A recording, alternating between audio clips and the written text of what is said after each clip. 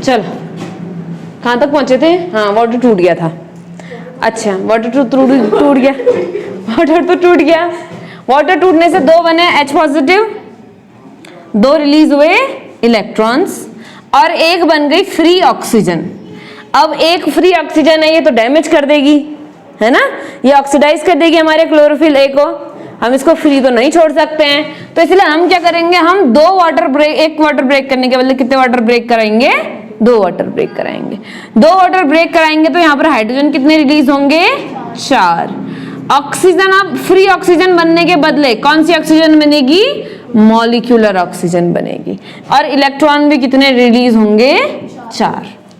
ठीक है, 4 electron release हुए तो 4 इलेक्ट्रॉन ps2 पर आए, यानी कि यहां पर ऊपर से फोटोन कितने आ रहे होंगे? एक इलेक्ट्रॉन को एक्साइट करने के लिए 1 फोटोन, तो 4 इलेक्ट्रॉन को एक्साइट करने के लिए 4 फोटोन, तभी तो नेट गेन और नेट वो पूरा होगा ना। 4 इलेक्ट्रॉन जाएंगे, 4 इलेक्ट्रॉन आएंगे, बराबर हो जाएगा हमारा। ठीक है, तो यहाँ पर भी कितने इलेक्ट्रॉन रिलीज होंगे? 4 इलेक्ट्रॉन यहाँ पर जाएंगे, फिर यहाँ पर भी कितने इलेक्ट्रॉन जाएंगे? 4 इलेक्ट्रॉन, यानी कि यहाँ पर भी निकलेंगे 4 इलेक्ट्रॉन और PqH2 के 2 मॉलिक्यूल्स बनेंगे। फिर क्या होगा? देखो यहाँ पर क्या हुआ, PqH2 में से हमारे पास में ऐसा हाइड्रोजन है, हाइड्रोजन में से इलेक्ट्रॉन निकल गया तो क्या बचेगा बताओ? प्रोटॉन ही तो प्रोटॉन बचेगा ना। हाइड्रोजन के पास बस 1 इलेक्ट्रॉन और 1 प्रोटॉन ही तो होता है, और थोड़ी कुछ होता है। तो यहाँ पर भाई जो प्लेस्टोक्विनॉल है, प्लेस्टोक्विनॉल के हाइड्रोजन से 1 इलेक्ट्रॉन निकला, तो बचा हुआ जो प्रोटॉन होगा वो कहाँ आ जाएगा? हमारे ल्यूमेन में। H2 है, ये वापस से PQ वापस से बनेगा, PH2 बनेगा वापस से PQ, फिर PQ वापस से बनेगा PQH2। अगल बगल नहीं बैठे हैं ये, ऐसे समझो मैं PQ हूं, प्लेस्टोक्विनॉन हूं। ठीक है, मैंने यहां से पकड़ा प्रोटॉन, यहां से पकड़ा इलेक्ट्रॉन, अब मैं बन गई प्लेस्टोक्विनॉल। फिर मैंने इलेक्ट्रॉन भी छोड़ दिया, प्रोटॉन भी छोड़ दिया, फिर से बन गई प्लेस्टोक्विनॉन। फिर इलेक्ट्रॉन पकड़ा, प्रोटॉन पकड़ा, प्लेस्टोक्विनॉल। ये कंटिन्यू होते रहेगा ताकि आगे इलेक्ट्रॉन को ट्रांसफर किया जा सके और प्रोटॉन को अंदर लाया जा सके। इसने यहां से बाहर से प्रोटॉन लिया, इलेक्ट्रॉन लिया, फिर आगे दे दिया, आगे दिया ना, इलेक्ट्रॉन आगे दिया, अब प्रोटॉन को अंदर डाल दिया हमारे ल्यूमेन में। प्रोटॉन को अंदर ल्यूमेन में डालना भी बहुत जरूरी है, लास्ट में जो एटीपी बनता है वो इसी वजह से बनता है। अंदर ल्यूमेन में देखो, एक तो ये वाला प्रोटॉन यही है, दिख रहा है, एक ये बाहर से आया हुआ प्रोटॉन भी यही है। तो यहां अंदर ल्यूमेन में प्रोटॉन का अमाउंट, प्रोटॉन का कंसंट्रेशन हो जाता है बहुत ही ज्यादा हाई। प्रोटॉन का कंसंट्रेशन क्या हो जाएगा? बहुत ही ज्यादा high in comparison with stroma. Stroma में प्रोटॉन का कंसंट्रेशन कम हो रहा है। क्यों कम हो रहा है देखना, एक तो पहले बाहर से अंदर प्रोटॉन आ जा रहे हैं, इस वजह से कम हो जा रहा है। दूसरा यहाँ पर पे FADP भी यूज कर ले रहा है, ये भी तो प्रोटॉन ले रहा है ना अपने पास में, तो दोनों ने प्रोटॉन ले लिए तो बाहर प्रोटॉन क्या हो गए? कम, और अंदर बाहर वाले सब अंदर आ रहे हैं तो बढ़ गया, और यहाँ पर नया नया बन भी रहा है तो और बढ़ गया। समझ में आ रहा है? तो अंदर प्रोटॉन का अमाउंट बहुत ज्यादा हो जाता है, अब बाहर प्रोटॉन का अमाउंट हो जाता है बहुत ही ज्यादा कम। अभी इसका काम आएगा एटीपी सिंथेसिस करने के लिए। ठीक है, फिलहाल बस इतना समझते हैं, यहाँ से 4 प्रोटॉन अंदर आएंगे और 4 इलेक्ट्रॉन आगे की तरफ को बढ़ जाएंगे। कितने इलेक्ट्रॉन? 4 इलेक्ट्रॉन। साइटोक्रोम बी और एफ में गए। साइटोक्रोम बी और एफ ने इन चारों इलेक्ट्रॉन को ट्रांसफर किसको किया? प्लेस्टोसाइनिन को। प्लेस्टोसाइनिन से यहाँ ये कहाँ गए? PS1 पे। PS1 ने इनको किसको ट्रांसफर कर दिया? FRS पर, FRC पर। 4 इलेक्ट्रॉन लिखना है यहाँ पर, तो 4 इलेक्ट्रॉन किसको ट्रांसफर हो गए? फेरोडॉक्सिन रिड्यूसिंग कॉम्प्लेक्स को ट्रांसफर हो गए। फिर इसने ट्रांसफर कर दिए फेरोडॉक्सिन को, और फेरोडॉक्सिन ने इनका यूज करके क्या बनवा दिया? FADP से FADPH। इलेक्ट्रॉन ट्रांसपोर्ट चेन, तभी तो उसका नाम इलेक्ट्रॉन ट्रांसपोर्ट। ये है थाइलेकॉइड मेम्ब्रेन, जो क्लोरोप्लास्ट में ग्रेना होते हैं। तो ग्रेना में थाइलेकॉइड होते हैं ना, अलग अलग पाइल हुए थे एक के ऊपर एक, तो ये थाइलेकॉइड की मेम्ब्रेन है। मेम्ब्रेन में हो रहा है ये सारा काम, मेम्ब्रेन में, बीच में, मेम्ब्रेन के बीच में।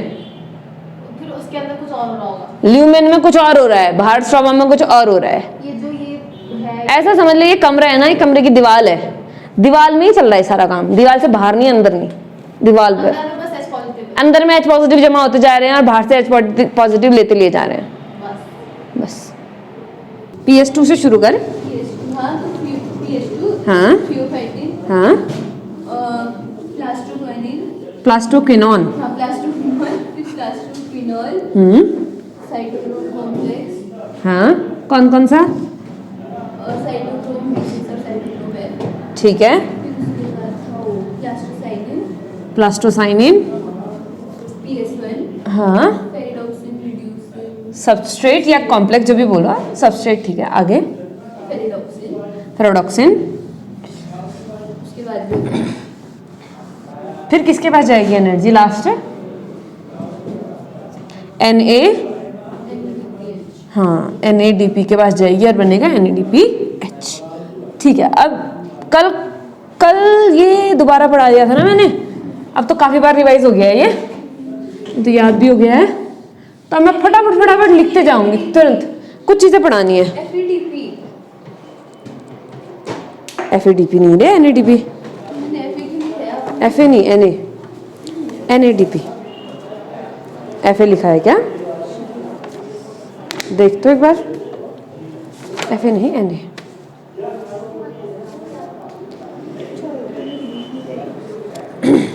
FA लिखा है, FA लिखा है? FA नहीं, NA। गड़बड़ लिख दिया होगा मैंने, फ्लो में कहीं कहीं चल जाती हूँ मैं। अच्छा, वो FE FD हो रहा था तो वो FADP हो गया होगा आगे जाते जाते। चल एक बार मैं वो वही लैमिना बनाती हूँ, फटाफट फटाफट लिखते जाएंगे, ठीक है?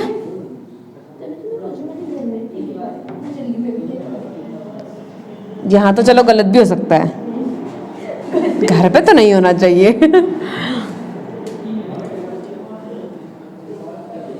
ये NADP रिडक्टेज होगा। हाँ, NADP रिडक्टेज।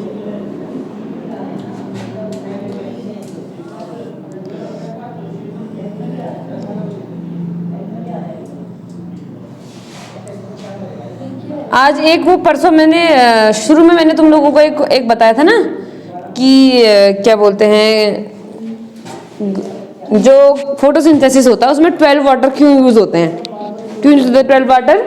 क्योंकि 6 ऑक्सीजन निकालने होते हैं। मैंने बोला था अभी के लिए ये रीजन ठीक है, मगर ये असली रीजन नहीं है ना? असली रीजन अभी समझ में आएगा कि क्यों होता है करके। तो PS2 से शुरू करते हैं। PS2 पे लाइट आएगी। ये कौन है? PS2। PS2 के साथ में एक यहां पर एंजाइम जुड़ा हुआ है। इस एंजाइम का नाम है, नाम OEC। OEC मतलब ऑक्सीजन इवॉल्विंग कॉम्प्लेक्स। देखो, ऑक्सीजन इवॉल्विंग कॉम्प्लेक्स या कंपाउंड कॉम्प्लेक्स, ठीक है? ये है PS2। PS2 पे क्या पढ़ा? फोटोन पढ़ा। हमने 4 वाला गिनती पढ़ी थी कल, है ना? कैसे 4 में हम क्यों लिखते हैं वो पता है? हम 4 लेकर के चल रहे हैं कि मान लो 4 फोटोन पढ़े, 4 कितने क्या पढ़े? 4 फोटोन, 4H में पढ़े। O2 फॉर्मेशन के लिए जरूरी है कि 4 ही पढ़े, क्योंकि अगर यहाँ पर वाटर का ब्रेकडाउन होगा और ऑक्सीजन बनानी पड़ेगी तो 2 वाटर का ब्रेकडाउन करना पड़ेगा, और 2 वाटर के ब्रेकडाउन से 4 इलेक्ट्रॉन निकलेंगे। 4 इलेक्ट्रॉन के लिए हमें 4 फोटोन चाहिए यहाँ पर, क्योंकि अभी हम पीछे से पढ़ रहे हैं, पीछे से नहीं, आगे से होगी रिएक्शन, ठीक? अच्छा, अब इसको मैं तेरे को साइमल्टेनियसली बताती हूँ आज। ये PS2 और ये हो गया PS1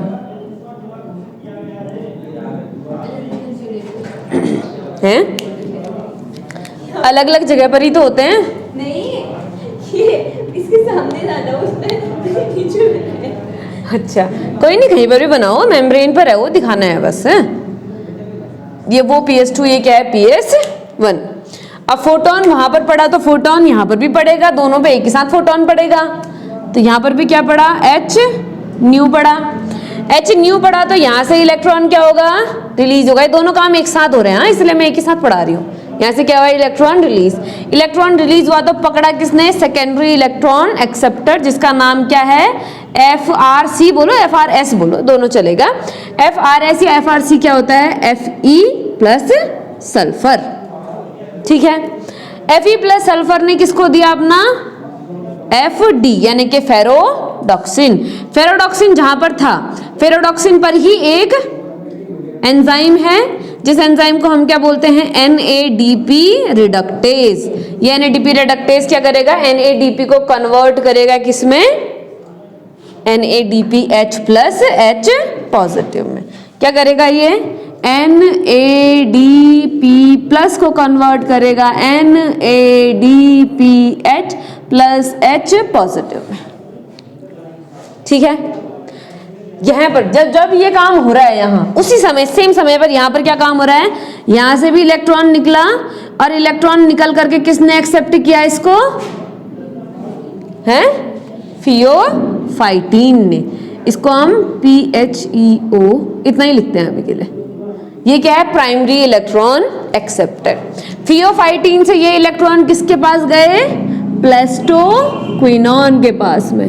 प्लेस्टोक्विनोन के साथ में यहाँ पर क्या है, एक प्रोटॉन चैनल है, जिससे बाहर से प्रोटॉन क्या आए, अंदर आए। कौन अंदर आए, प्रोटॉन। प्रोटॉन बाहर से अंदर आए। इसने यहाँ से क्या लिया है, इलेक्ट्रॉन लिया है। इलेक्ट्रॉन लिया है, यहाँ से प्रोटॉन आया, यहाँ से तो ये PQ में किस में बदल गया, PQH2 में बदल गया। फिर PQH2 वापस PQ में टूटा, वापस PQ में टूटा तो जो H पॉजिटिव था वो तो इसने यहाँ दे दिया, और जो इलेक्ट्रॉन थे वो आगे दे दिए किसको, साइटोक्रोम कॉम्प्लेक्स को। साइटोक्रोम कॉम्प्लेक्स में है cytochrome B6 and cytochrome F। Cytochrome B6 and cytochrome F से ये इलेक्ट्रॉन किसके पास गए, PC, और PC से फिर ये इलेक्ट्रॉन किसके पास गए, PS1 के पास में। सिंपल है। यहां से निकलना इलेक्ट्रॉन और यहां से निकलना एक साथ हो रहा है। यहां से भी इलेक्ट्रॉन निकल गए, यहां से भी इलेक्ट्रॉन निकल गए, यहां से यहां बाद में पहुंचेगा, same to same water to water करके इसको मिलेगा। अब देखो क्या हो रहा है, इसको तो अपने अपने इलेक्ट्रॉन मिल गए वापस, यहां पर सब जगह इलेक्ट्रॉन लिखेंगे, इलेक्ट्रॉन इलेक्ट्रॉन इलेक्ट्रॉन। इससे तो जितने इलेक्ट्रॉन गए इतने इलेक्ट्रॉन इसको वापस मिल गए, इसको तो नहीं मिले। तो इसको मिलने के लिए क्या करना पड़ेगा, हमने वाटर को ब्रेक करना पड़ेगा। हमने क्या किया, वाटर को ब्रेक। अगर एक वाटर ब्रेक करते तो हमारे पास बनते 2 proton plus 1 free oxygen plus 2 electron. तो हमारे पास फ्री ऑक्सीजन हो जाएगी। उससे बचने के लिए हम कितने वाटर ब्रेक करेंगे, 2 वाटर ब्रेक करेंगे। 2 वाटर ब्रेक करेंगे तो कितने प्रोटॉन बनेंगे, 4 प्रोटॉन बनेंगे, ऑक्सीजन का मॉलिक्यूल बनेगा और 4 इलेक्ट्रॉन बनेंगे। 4 इलेक्ट्रॉन एक्सेप्ट कौन करेगा, PS2। इसीलिए यहां से 4 इलेक्ट्रॉन गए ताकि बाद में 4 इलेक्ट्रॉन एक्सेप्ट कर सके, ठीक है। तो यहां से कितने इलेक्ट्रॉन गए, 4 इलेक्ट्रॉन। अब 4 इलेक्ट्रॉन को भगाने के लिए कितने फोटोन की जरूरत पड़ेगी, 4, क्योंकि 1 इलेक्ट्रॉन मतलब 1 फोटोन, ठीक है। यहां से 4 इलेक्ट्रॉन गए थियोफाइटिन पे, तो 4 इलेक्ट्रॉन आगे गए PQ पर। 4 इलेक्ट्रॉन PQ से किस पे गए, PQH2 पर। अब 1 इलेक्ट्रॉन तो 1 हाइड्रोजन, 2 इलेक्ट्रॉन तो 2 हाइड्रोजन, 4 इलेक्ट्रॉन तो 4 हाइड्रोजन। यानी कि यहाँ पर PQH2 के कितने मॉलिक्यूल बने होंगे, 2 मॉलिक्यूल बने होंगे। फिर इसने अपने हाइड्रोजन बाहर छोड़ दिए तो कितने हाइड्रोजन बाहर छोड़े होंगे, 4, और कितने इलेक्ट्रॉन रिलीज करे होंगे, 4। ये 4 इलेक्ट्रॉन साइटोक्रोम पर गए, साइटोक्रोम से PC पर गए, कितने गए, 4। PC से 4 किस पर गए, PS1 पर गए। अब PS1 4 एक्सेप्ट कर रहा है तो 4 छोड़ने पड़ेंगे उसने, ऐसा गोदाम तो है नहीं जितने इलेक्ट्रॉन चाहो भर दो, है ना। तो इसमें कितने इलेक्ट्रॉन छोड़े होंगे, 4 इलेक्ट्रॉन। 4 इलेक्ट्रॉन छोड़ने के लिए कितने फोटोन चाहिए होंगे, 4। सिंपल। 4 इलेक्ट्रॉन यहां से FRS में गए, 4 इलेक्ट्रॉन FRS से किस पे गए, FD पे गए। अब देखना 4 इलेक्ट्रॉन किसके साथ जुड़ेंगे, 4 प्रोटॉन के साथ में, यानी कि यहाँ पर प्रोटॉन कितने ऐड हुए, 4। एक NADP से एक NADPH बनाने के लिए कितने प्रोटॉन चाहिए, 2। हमारे पास 4 है, यानी कि कितने NADP बनेंगे, 2। 4 हाइड्रोजन का यूज करेंगे, 2 NADP से क्या बन जाएंगे, 2 NADPH प्लस H पॉजिटिव। समझ में आ रहा है। यानी कि एक साइकिल में अगर मैं 2 वाटर यूज करूंगी तो मुझे 2 NADP मिलेंगे, 2 NADPH मिलेंगे। 2 वाटर यूज करूंगी तो 2 NADPH। इसको मैं क्या भी लिख सकती हूँ, इसको मैं लिख सकती हूँ 2 NADPH2। इसी को ऐसे लिखते हैं हम, फर्क कुछ नहीं है, क्योंकि दूसरा प्रोटॉन लूजली बाउंड होता है इसलिए अलग से लिखते हैं उसको।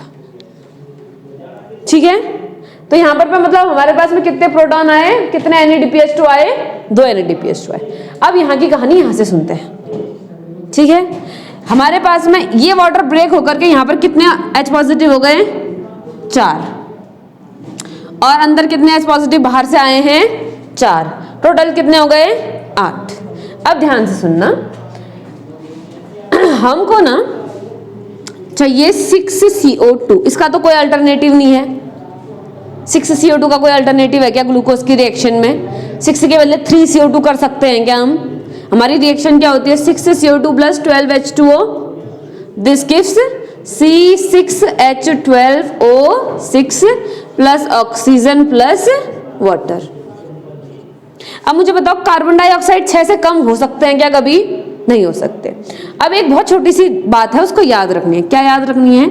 जब एक कार्बन डाइऑक्साइड को हम ब्रेक करेंगे, एक कार्बन डाइऑक्साइड को अगर हम ग्लूकोज में डालने की कोशिश करेंगे, यानी कि मैं क्या कह रही हूँ, एक कार्बन डाइऑक्साइड मॉलिक्यूल को अगर मैं रिड्यूस करने की कोशिश करूँ, रिड्यूस मतलब इसके साथ हाइड्रोजन जोड़ना है ना मैंने, तो अगर एक कार्बन डाइऑक्साइड को रिड्यूस करने की कोशिश करूंगी तो मुझे यहाँ पर 12 NADPH चाहिए,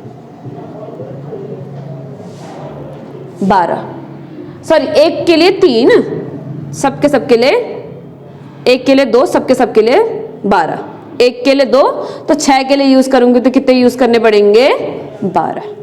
एक और एडिशनल इंफॉर्मेशन अभी काम आएगी, एक कार्बन डाइऑक्साइड को रिड्यूस करने के लिए 2 NADPH2 तो चाहिए ही चाहिए, लेकिन इसके साथ साथ 3 ATP भी चाहिए। यानी कि एक कार्बन डाइऑक्साइड को रिड्यूस करने के लिए, ब्रेक नहीं रिड्यूस करने के लिए हमें 2 NADPH2 चाहिए और 3 ATP चाहिए। यानी कि 6 को ब्रेक करने के लिए 12 चाहिए NADPH2 और 18 चाहिए ATP। इतना याद रखेंगे, याद रहेगा ना पक्का? एक कार्बन डाइऑक्साइड को रिड्यूस करने के लिए 2 NADPH2 और 3 ATP, और 6 कार्बन डाइऑक्साइड को रिड्यूस करने के लिए 12 NADPH2 और 18 ATP। याद रहेगा? अब मुझे बताओ, 2 वाटर तोड़े तो 2 NADPH बने, 3 वाटर तोड़ेंगे तो 3 NADPH बनेंगे, 4 तोड़ेंगे तो 4 बनेंगे। हमें कितने चाहिए? 12, तो हमें वाटर कितने तोड़ने पड़ेंगे? 12। इसीलिए वाटर 12 चाहिए हमको, इसलिए नहीं क्योंकि 6 ऑक्सीजन बनाने हैं, इसीलिए क्योंकि NADPH हमको कितने चाहिए? NADPH2 12 चाहिए। 12 NADPH2 पाने के लिए हमें 12 वाटर को तोड़ना ही पड़ेगा, और कोई ऑप्शन नहीं हमारे पास में। ठीक है, अगर मैं यहां पर इंटू 6 करूंगी तो सब जगह इंटू 6 हो जाएगा।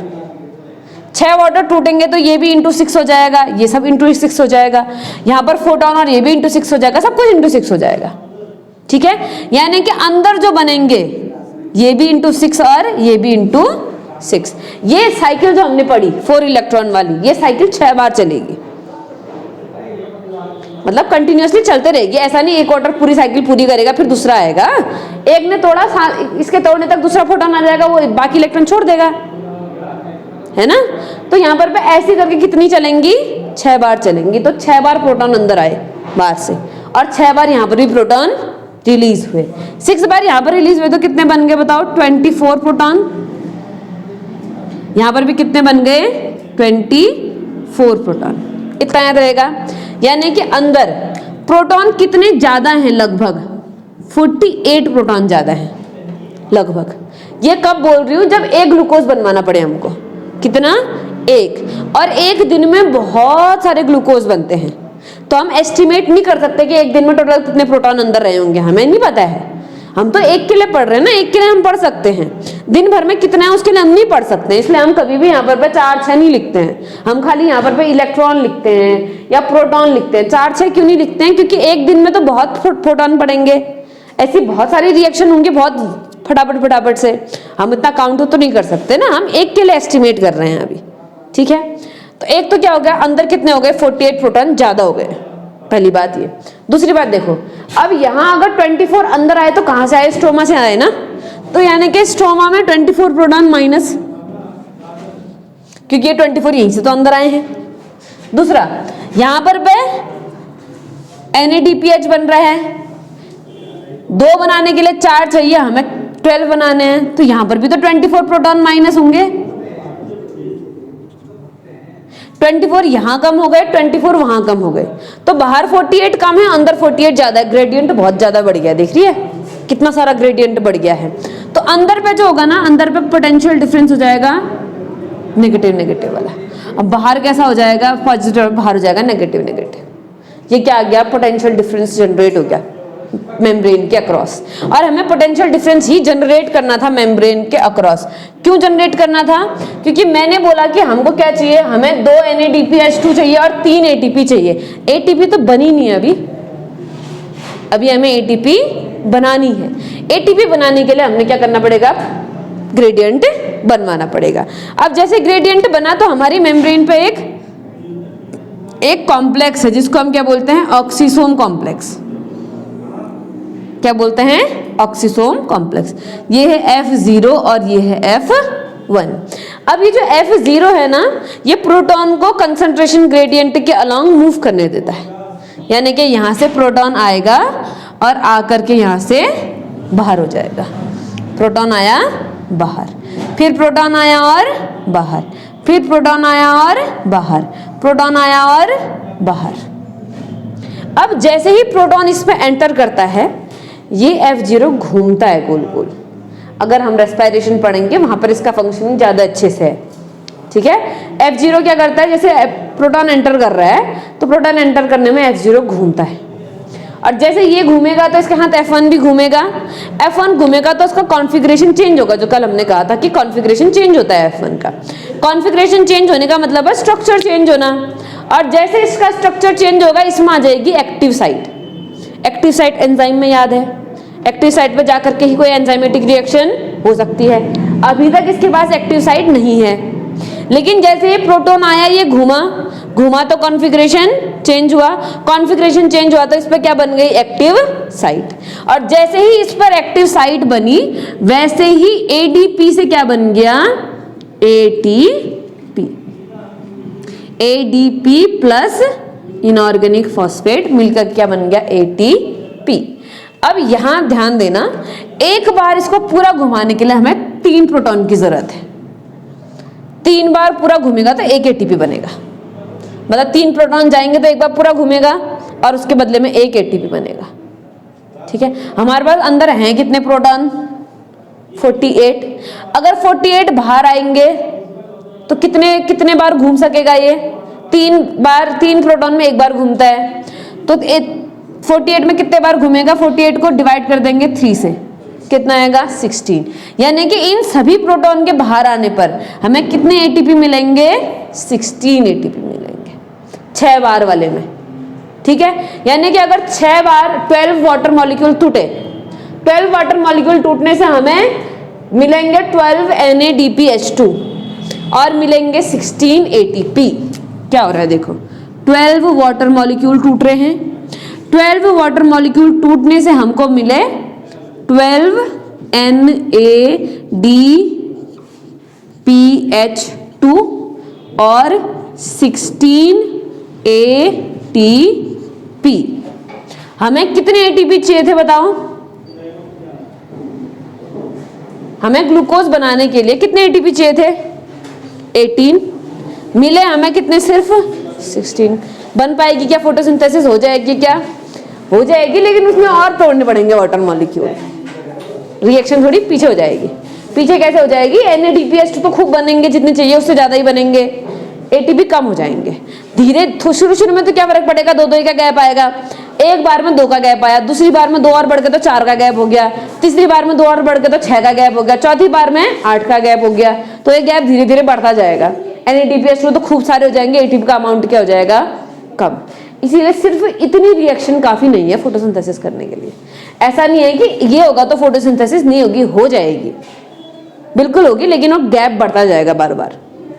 ताकि गैप ना बढ़े इसके लिए हमने क्या करना पड़ेगा, कुछ और भी करना पड़ेगा। इतनी कहानी समझ में आ गई पहले, पक्का? कुछ चीज समझ में नहीं आई तो पूछ ले, शुरू से लेके अभी तक सोच ले एक बार यहाँ पर तक का तो कल पढ़ लिया था हमने, आज इंटू 66 कर रखा है बस, बाकी सब तो पढ़ लिया था ना, समझ में आ रही है ना। चलो अच्छा, अब एक छोटी सी कहानी और पढ़ते हैं। हाँ, जब भी किसी भी रिएक्शन में एटीपी बनती है तो उस रिएक्शन को हम क्या बोलते हैं? फॉस्फोराइलेशन। क्या बोलते हैं? फॉस्फोराइलेशन। किसी भी रिएक्शन में अगर एटीपी बनेगी तो क्या बोलेंगे उस रिएक्शन को? फॉस्फोराइलेशन। यहां पर एटीपी किसका यूज करके बन रही है? सनलाइट की एनर्जी का, यानी कि फोटोन का, तो इसलिए हम इसको बोलते हैं फोटोफॉस्फोराइलेशन। क्या बोलते हैं? फोटोफॉस्फोराइलेशन।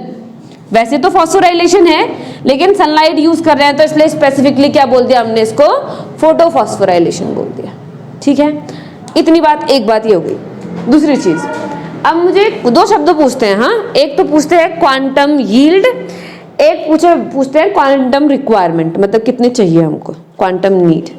कर दे, बंद कर दे।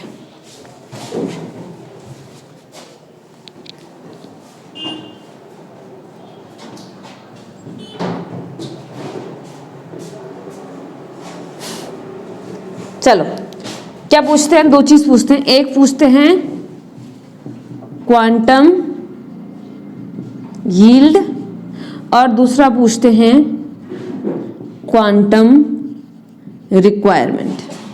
क्वांटम यील्ड मतलब समझना, क्वांटम यील्ड मतलब एक क्वांटम मतलब एक फोटोन। एक फोटोन का यूज करके कितने मॉलिक्यूल ऑफ ऑक्सीजन बने, कितने मॉलिक्यूल ऑफ ये बने, H पॉजिटिव नहीं, ऑक्सीजन का ही ठीक है, H पॉजिटिव छोड़ दो, H पॉजिटिव को हमने डबल करना पड़ेगा। एक क्वांटम का यूज करके कितने मॉलिक्यूल ऑफ ऑक्सीजन बने, इसको हम किसके अंदर डालेंगे? क्वांटम यील्ड के अंदर डालेंगे। ठीक है, तो बताओ कितने बनेंगे?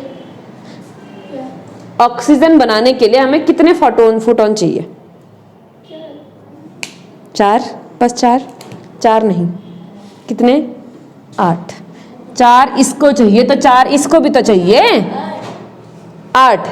तो जब हम क्वांटम रिक्वायरमेंट बोलेंगे तो एक ऑक्सीजन बनाने के लिए कितने चाहिए होंगे? 8। तो क्वांटम रिक्वायरमेंट हुई 8 फोटोन। क्या हुई? 8 फोटोन। अगर हम क्वांटम यील्ड बोल देंगे, क्वांटम यील्ड मतलब एक को यूज करके कितना बना? 8 को यूज करके 1 बना, तो 1 को यूज करके 1/8 बनेगा ना, 1 का 8वां हिस्सा बनेगा। तो इसका मतलब क्वांटम यील्ड क्या है हमारी? 1/8। और क्वांटम रिक्वायरमेंट कितनी है? 8। याद रहेगा? चल जाएगा काम। इतना बताना था, एक नई चीज, क्वांटम यील्ड और क्वांटम रिक्वायरमेंट। एक बार साइकिल पूरा करने में कितने फोटोन चाहिए पड़ रहे हैं? 8 फोटोन चाहिए पड़ रहे हैं, इसलिए क्वांटम रिक्वायरमेंट 8। अब एक फोटोन का यूज करके कितना बनेगा? तो 1/8। चलेगा ना? एक बात ये हो गई। अब दूसरी बात आते हैं। सबसे पहला इलेक्ट्रॉन कहां से निकला? PS2 से। इलेक्ट्रॉन यहां से निकला, यहां से घूमते घूमते घूमते घूमते यहां गया और FADPH के पास चले गया। क्या ये जहां से चला था वहां वापस आया? नहीं आया। जब फाइनल और इनिशियल अलग अलग हो, यानी कि जहां से चला हो वहीं वापस ना आए, तो इसको साइक्लिक बोलते हैं कि नॉन साइक्लिक बोलते हैं? Non cyclic. इसलिए यह है नॉन साइक्लिक फोटोफॉस्फोराइलेशन। क्या है ये? नॉन साइक्लिक फोटोफॉस्फोराइलेशन, क्योंकि ये साइकिल पूरा नहीं हुआ। इसके बाद हमने पढ़नी है साइक्लिक फोटोफॉस्फोराइलेशन। अब वहां ये 2 की कमी पूरी होगी। ठीक है, इसको अभी पहले तो ये कंप्लीट करना पड़ेगा, फिर ये सब कुछ लिखना पड़ेगा, और क्या। साइक्लिक वाली मैं बता देती हूँ, उतने में हो जाएगा काम, आ जाएगा। आई थिंक थोड़ा ही बताना है हमने। क्या मतलब लिखना पड़ेगा? ये बनाना पड़ेगा, इसके बारे में लिखना। इतना अजीब सा ही चाहिए ना फिर हमको। ओ सिर्फ थोड़ा बड़ा बड़ा बना, ताकि सब कुछ डिटेल में दिख सके उसमें। पूरे पन्ने में बना, पूरा पन्ना कवर कर, इस तरीके से। अभी बनाएगी, पहले एक बार ये बता ही देती हूँ मैं, रुको। हाँ,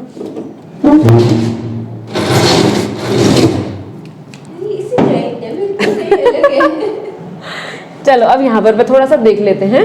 अब मैं क्या करूंगी ना, मैं खाली इनके शॉर्ट नाम लिखूंगी। ठीक है, अब देखो कई जगह हमारे पास लेमिना ऐसी होती है जिसपे PS2 नहीं होता है।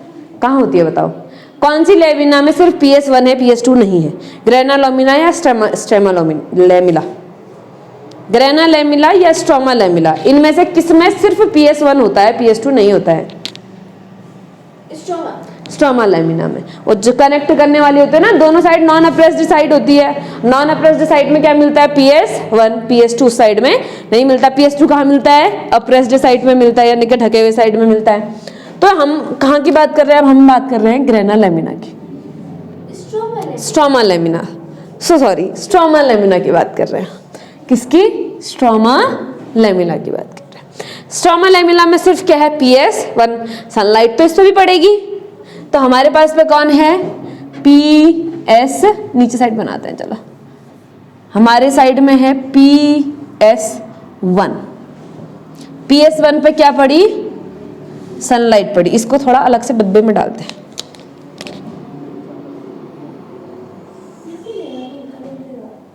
हैं? कहाँ पर? ये तो कब का लग गया? लगा तो इसी साल लगा। इसी साल लगा। चलो, क्या हुआ? PS1 पे क्या पड़ा? फोटोन पड़ा, H न्यू पड़ा। एक फोटोन पड़ा तो एक फोटोन से कितने इलेक्ट्रॉन निकलेंगे? एक ही इलेक्ट्रॉन तो निकलेगा। एक इलेक्ट्रॉन निकला। इलेक्ट्रॉन कौन एक्सेप्ट करेगा? FRS एक्सेप्ट करेगा।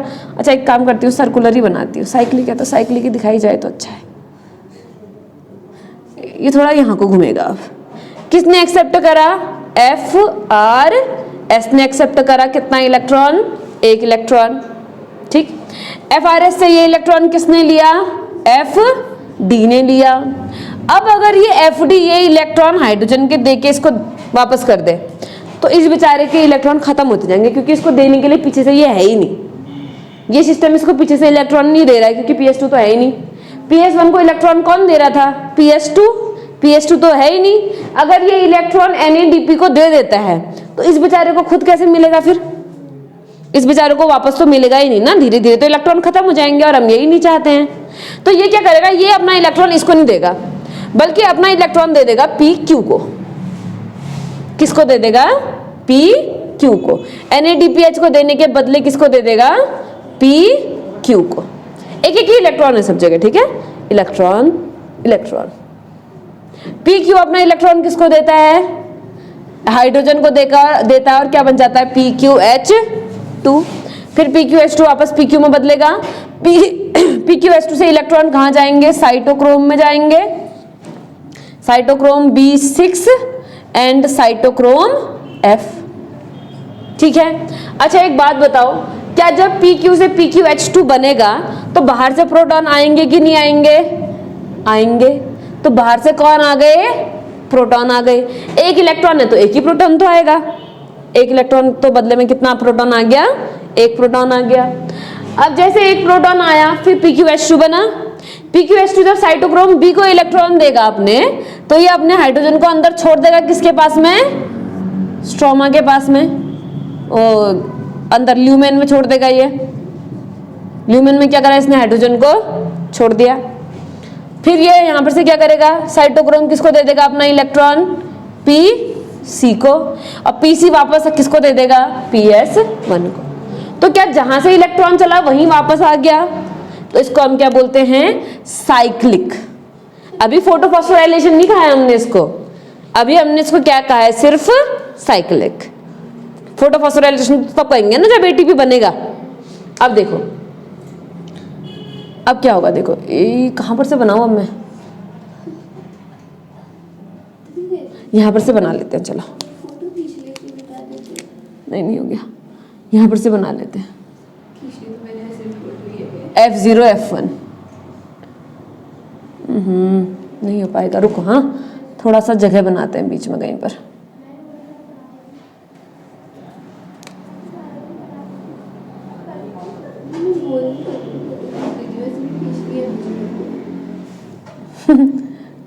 नहीं, रुक जाओ, अभी इसका काम आएगा ना।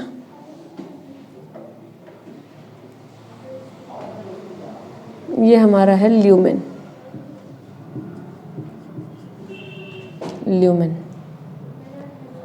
ल्यूमेन में यहाँ पर क्या है? F0 F1।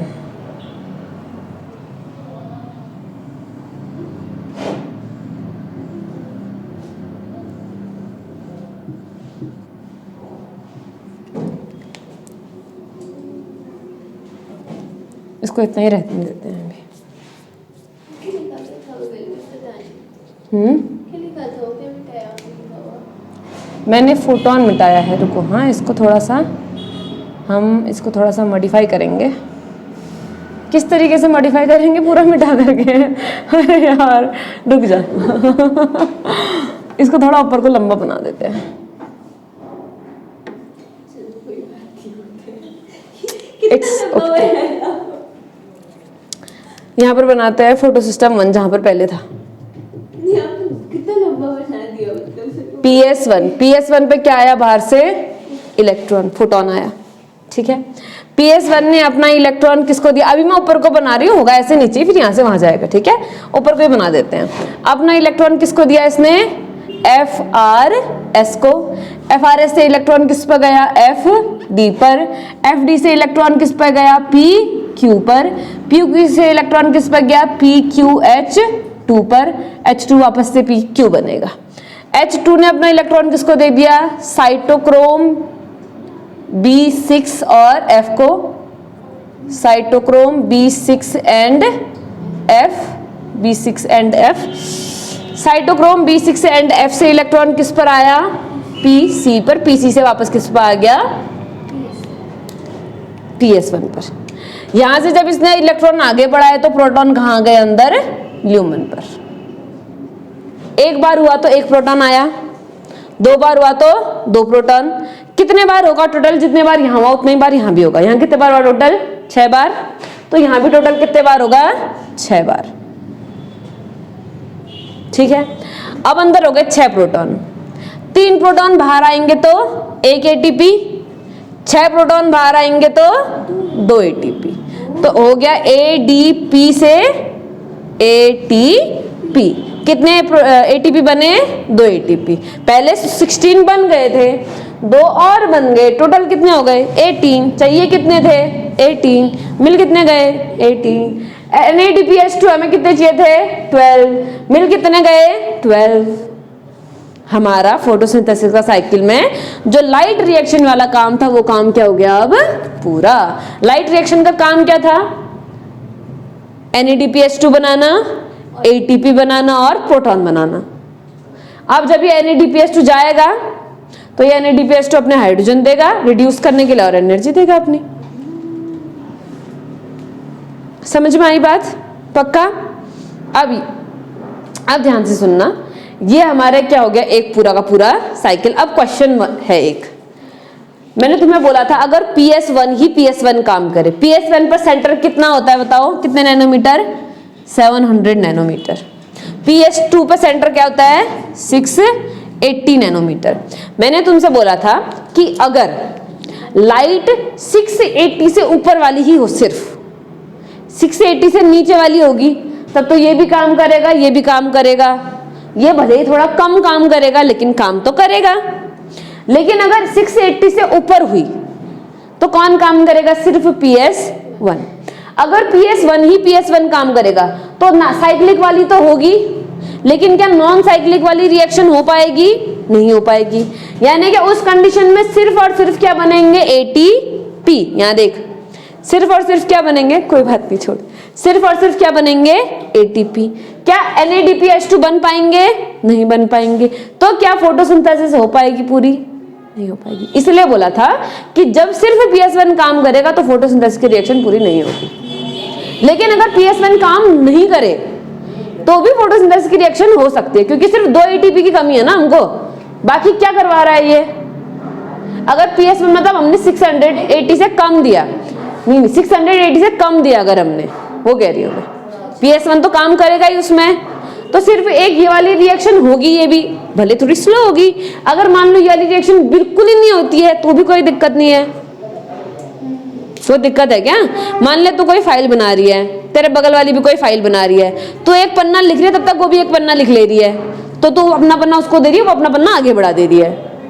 अब ऐसा हो कि तू अपना एक पन्ना, वो अपना एक पन्ना लिख के खत्म कर, लेकिन तूने लिखा ही नहीं हो, तो इसका मतलब ये थोड़ी कि तू अपना पन्ना उसको नहीं देगी, उसको देगी लेकिन थोड़ा सा देर देगी, डिले होगा, ये प्रोसेस में डिले हो जाएगा, क्योंकि ATP 2 कम मिलेंगे उसको, थोड़ा डिले होगा, थोड़ा गैप बढ़ जाएगा। इसका मतलब ये थोड़ी कि फोटोसिंथेसिस होगी ही नहीं, फोटोसिंथेसिस तो होगी ना।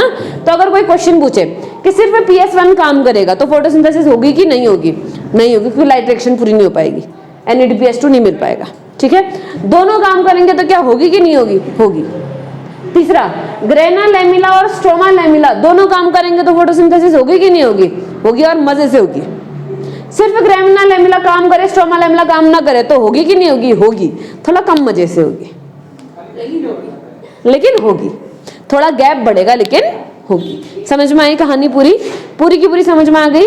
कोई बात ऐसी हो जो समझ में ना आई हो? अच्छा, कुछ क्वेश्चन पूछ रही हूँ, ठीक है। नॉन साइक्लिक फोटोफॉस्फोराइलेशन में कौन कौन सा फोटो सिस्टम काम करता है? फोटो सिस्टम 1, 2 या बोथ? दोनों। नॉन साइक्लिक फोटोफॉस्फोराइलेशन में PS2 का इलेक्ट्रॉन एक्सेप्टर कौन है? PS2 का इलेक्ट्रॉन एक्सेप्टर कौन है? PS1 का इलेक्ट्रॉन एक्सेप्टर कौन है? Pyridoxine reducing substrate. Non cyclic वाले में ऑक्सीजन इवॉल्व होगी कि नहीं होगी? नॉन साइक्लिक वाले में NADP रिड्यूस होगा कि नहीं होगा? NADP रिड्यूस होना मतलब हाइड्रोजन जुड़ेगा कि नहीं जुड़ेगा? जुड़ेगा। अब साइक्लिक वाले में आना, ठीक है। PS1, PS2 या बोथ? PS1। जो प्राइमरी इलेक्ट्रॉन एक्सेप्टर होगा कौन होगा? इस वाले में प्राइमरी इलेक्ट्रॉन एक्सेप्टर कौन है? फियोफाइटिन। वहां पर तो फियोफाइटिन है ही नहीं, तो कौन होगा? FRS। ठीक है। दूसरा, हाँ, वाटर टूटेगा कि नहीं टूटेगा? टूटता कौन है? PS2। तो यानी कि साइक्लिक वाले में वाटर टूटता नहीं है। अगली बात, साइक्लिक वाले में NADP रिड्यूस होगा कि नहीं होगा? नहीं होगा। सारे शब्द याद रहेंगे। नॉन साइक्लिक वाला पूरा हो गया तुम्हारा। लाइट रिएक्शन कंप्लीट करा दी मैंने, अब सिर्फ डार्क रिएक्शन बची है। लाइट रिएक्शन पूरी हो गई। अब ध्यान से देखना बुक में, मैं तुझे क्या बता रही हूँ, हमने कहाँ से कहाँ तक पढ़ दिया है उस देख ले एक बार घर जा करके पढ़ लेना इस पूरे को। हमने ये सब पढ़ दिया है। हमने ये तो पढ़ ही दिया था क्वांटोसोम वाला। क्वांटोसोम के बाद हमने इलेक्ट्रॉन ट्रांसपोर्ट चेन पढ़ दिया है। इलेक्ट्रॉन ट्रांसपोर्ट चेन के बाद स्प्लिटिंग ऑफ वाटर पढ़ दिया है। Cyclic and non cyclic phosphorylation पढ़ दिया है। Chemo osmosis hypothesis. Chemo osmosis मतलब केमिकल की ऑस्मोसिस, केमिकल का मूवमेंट, हाइड्रोजन का मूवमेंट जिससे ATP बन रहे हैं। ये पढ़ दिया है ना? पढ़ दिया है। इसके बाद कीमो ऑस्मोसिस का ये दिखा रखा है, हाइड्रोजन यहाँ से यहाँ गए करके। ठीक है। इसके बाद हमने यहाँ पर तक का पूरा खत्म कर लिया है। इसके बाद कौन आया? बायोसिंथेसिस आया। ये वाला अब हम पढ़ेंगे। इसका भी हमने थोड़ा थोड़ा पार्ट पढ़ दिया है। थोड़ा पार्ट क्या पढ़ा है कि कितना कार्बन डाइऑक्साइड के एक मॉलिक्यूल को रिड्यूस करने के लिए कितने ATP चाहिए, कितने NADPH चाहिए, वो सब कुछ हमने पढ़ लिया। क्या हम इतनी सारी बातें याद रख सकते हैं कि नहीं रख सकते? रख सकते हैं, पक्का? श्योर? चलो ठीक है, हो गया काम। आज के बाद 6 बार 12 वाटर यूज क्यों करते हैं कहेंगे तो क्या बोलोगे? 12 वाटर यूज क्यों करते हैं फोटोसिंथेसिस में? अगर कोई पूछेगा तो क्या बोलोगे? 12 NADPH2 चाहिए। क्यों चाहिए 12 NADPH2? कार्बन डाइऑक्साइड को रिड्यूस करने के लिए। 6 कार्बन डाइऑक्साइड को रिड्यूस करने के लिए 12 NADPH2। 12 NADPH2 बनाने के लिए 12 वाटर मॉलिक्यूल चाहिए, जिसके एज अ रिजल्ट 6 ऑक्सीजन बन जा रहे हैं। मेन मोटो हमारा ऑक्सीजन बनाना है ही नहीं कतई, वो तो बाई प्रोडक्ट है ना ऑक्सीजन। हमारा मेन मोटो क्या है? फोटोसिंथेसिस करके ग्लूकोज बनवाना। ऑक्सीजन बाई प्रोडक्ट है।